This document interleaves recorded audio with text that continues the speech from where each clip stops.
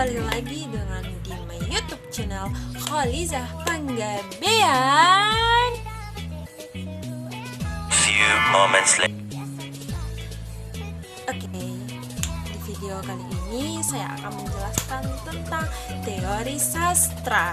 Jadi buat teman-teman yang belum kenal sama Liza, harus lihat video YouTube Liza sebelumnya terlebih dahulu.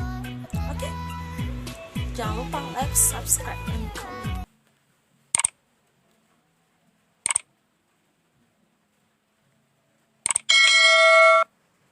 Oke, sekarang kita masuk ke materi, yaitu materi kita sekarang ialah tentang teori dan sastra. Teori dan sastra. Jika kita berbicara tentang teori, maka yang pertama kali muncul di pikiran kita ialah suatu metode, cara, ataupun sesuatu sistem yang harus kita pahami. Sedangkan ketika kita berbicara tentang sastra, maka yang di pikiran kita terlintas pertama kali ialah seperti puisi, novel, ataupun karya-karya sastra yang lainnya. Kenapa sih seperti itu? Nah, untuk menjawab itu kita harus mengetahui pengertian dari teori, pengertian dari sastra, sehingga kita akan mendapatkan definisi dari teori sastra. Seperti itu, mana Sudan sastra ini ialah berasal dari bahasa Sanskerta, yang artinya ialah bahasa yang baik. Mengapa susastra? Mengapa tidak sastra? Itu adalah pertanyaan yang lumrah setelah kalian mendengar kata-kata yang saya sebutkan tentang susastra itu. Pada kata susastra terjadi erosi bahasa sehingga menjadi sastra, dan sampai saat ini pun orang-orang lebih mengenal dengan kata sastra.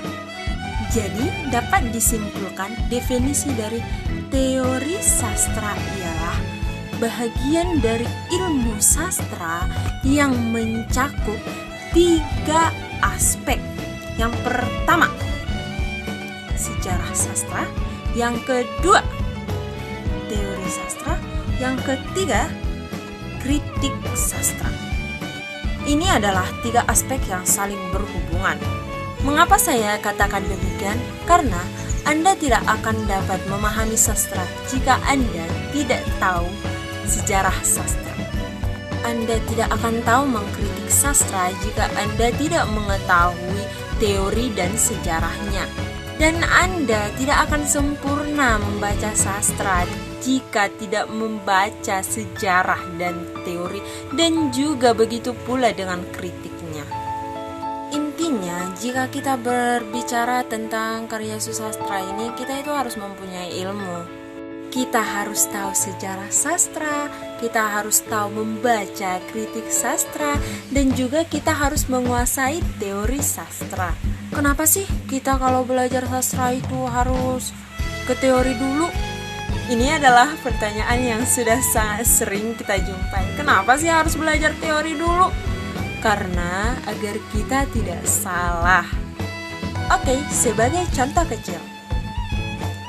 Kak, gimana sih kita dapat menentukan ini sajak atau tidak? Pelajari teori, maka kamu akan mendapatkan jawabannya. Next, kita lanjut ke mengapresiasi karya susastra. Mengapresiasi karya susastra itu mempunyai tahapan, teman-teman. Jadi yang pertama itu ketika kita membaca suatu karya susastra, pertama kali kita pasti menikmati karya susastra tersebut dengan cara membaca karya susastra tersebut. Setelah kita baca karya susastra tersebut, setelah kita nikmati hasil karya susastra tersebut, maka kita akan dapat menguasai teori yang ada dalam karya susastra tersebut. Jika Anda hanya dapat menikmati karya susastra tersebut, maka Anda adalah salah satu orang yang sangat merugi. Mengapa saya katakan demikian? Kita adalah orang yang merugi jika kita membaca suatu karya susastra itu kita tidak dapat menguasai teori yang ada di dalamnya. Mengapa saya katakan demikian? Itu adalah sangat rugi. Karena jika kita telah menikmati suatu karya sastra itu, sudah menguasai teori yang ada di dalam karya sastra itu, maka kita akan mempunyai inisiatif sendiri untuk membuat karya sastra agar orang lain dapat menikmatinya seperti itu. Dan ini dapat menjadi suatu pelajaran untuk kita agar kita bisa membuat karya sastra yang baik dan benar seperti itu. Harus sampai kapan teman-teman kita hanya duduk, kita hanya menikmati suatu karya orang lain? Kita juga harus mempunyai sifat atau mempunyai keinginan untuk lebih maju. Orang lain bisa, kenapa aku tidak?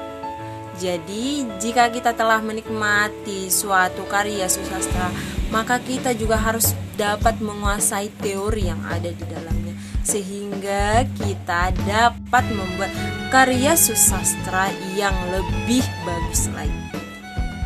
Next, sisi pandangan berdasarkan teori.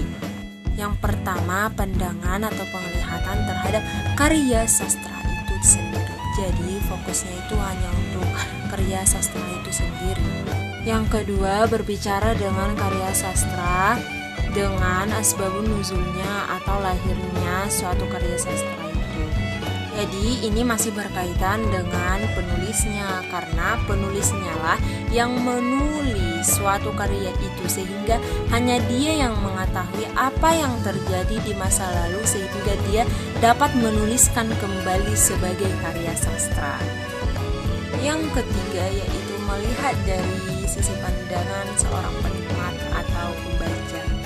Nah, hanya itu seputar penjelasan tentang teori dan sastra ini, dan nantikan untuk video-video selanjutnya yang pastinya menambah ilmu dan wawasan kita teman-teman. Terima kasih. Assalamualaikum warahmatullahi wabarakatuh teman-teman.